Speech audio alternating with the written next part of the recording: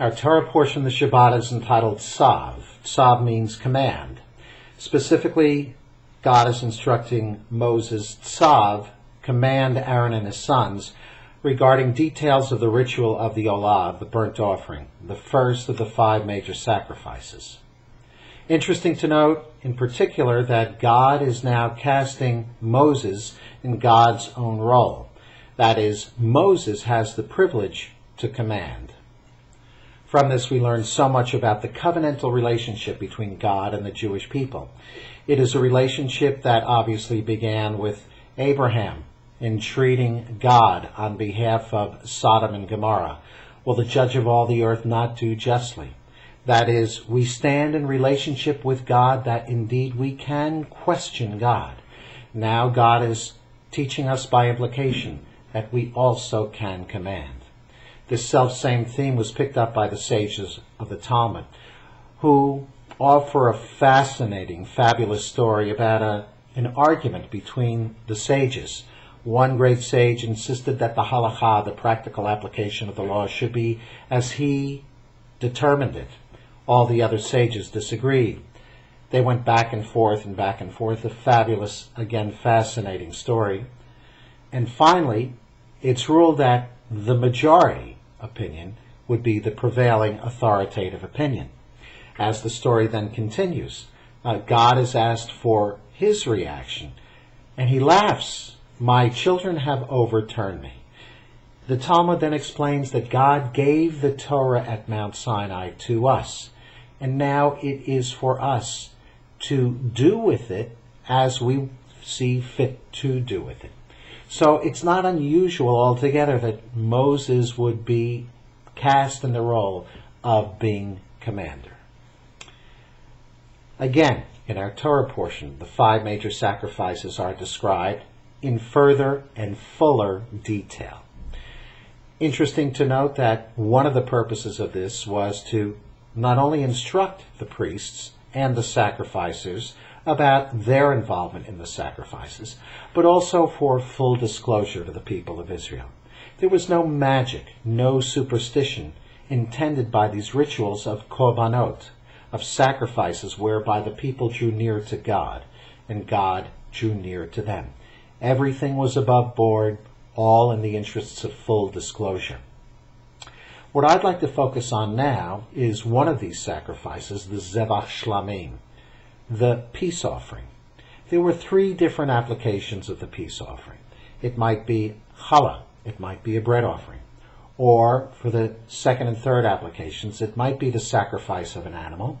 In the second case, it would be eaten in part by the priest, by the person bringing the sacrifice, and also by implication other invited guests of the sacrificer.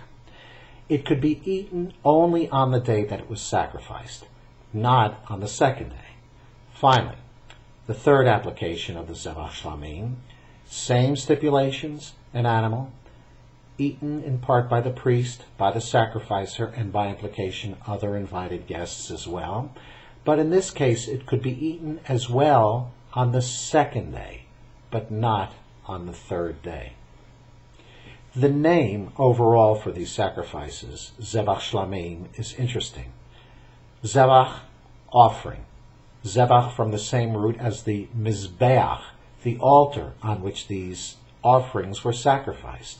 Shlamim is a plural of shalom. And it's interesting to note that as a plural, there are deep and profound inferences for us. Shalom obviously means peace. And the Hebrew shoresh, the root, shin lamed mem, means wholeness, fulfillment, completion. But the fact that shlamim is in the plural indicates that there is not one unified wholeness or fulfillment in this peace. Surely Judaism envisions an age when peace will be eternal, when the Mashiach comes in the Olam Haba. But in the meantime, this sacrifice, the sacrifice of pieces, plural peace, suggests that there are moments of peace with intervening moments of something other than peace.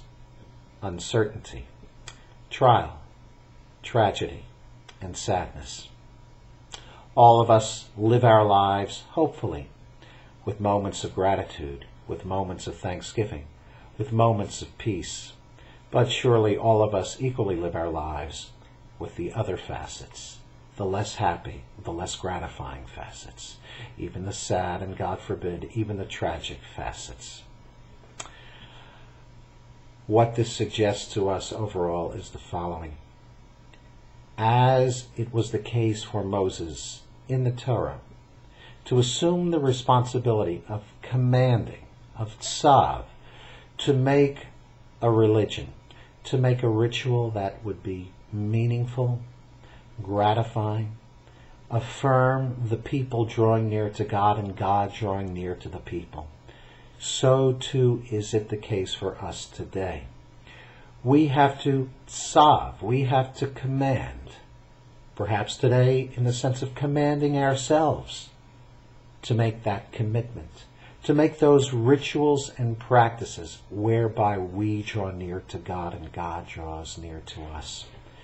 This responsibility equally extends to our communities, to our congregations, that all of us in leadership positions must assume the responsibility of commanding. God knows we live in a world when people say, I'm too busy, I don't have the time, or the unspoken acknowledgement that their priorities just aren't focused on drawing near to God and drawing God near to them. Therefore, it makes it all the more a responsibility to the leaders of the community to imbue in the people we lead that sense of responsibility, that sense of commandment, that sense of commitment, all for the betterment of the Jewish people, and through the Jewish people, all for the betterment of our whole world. Come study Torah with us at Temple Emmanuel.